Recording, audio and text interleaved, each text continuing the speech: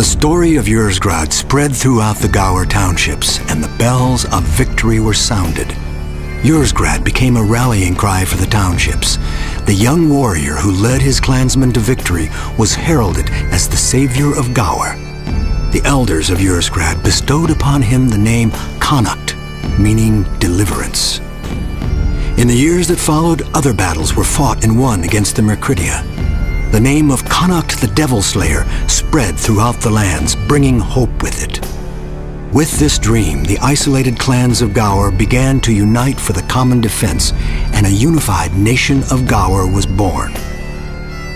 The clansmen, led by Connacht, decided to do the unthinkable.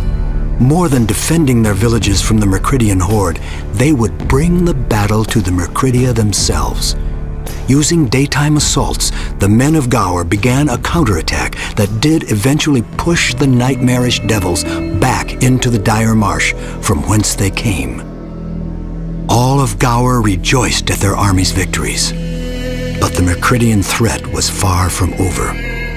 The murky lands of the dire marsh were dangerous enough to travel through, let alone wage battle in. The perpetual gloom of that cursed swamp meant that the regularly nocturnal devils were constantly active. The Mercridia made their warren-like nests from the very rock and muck of that vile swamp. If left unmolested, they would repopulate their losses with terrible speed. While marching along the outskirts of the marsh, a scout returned bearing news.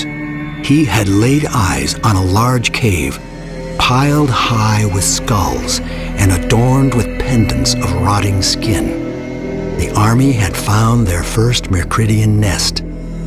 With great trepidation, a small force was dispatched to exterminate the devils from their lair. It would be the first time that the eyes of a living man would look upon the horror of a Mercridian lair.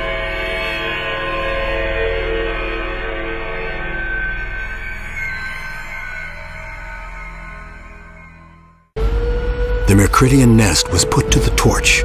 A triumphant cry bellowed from the Gower army as they marched deeper into the murky swamps, searching for other nests to raise.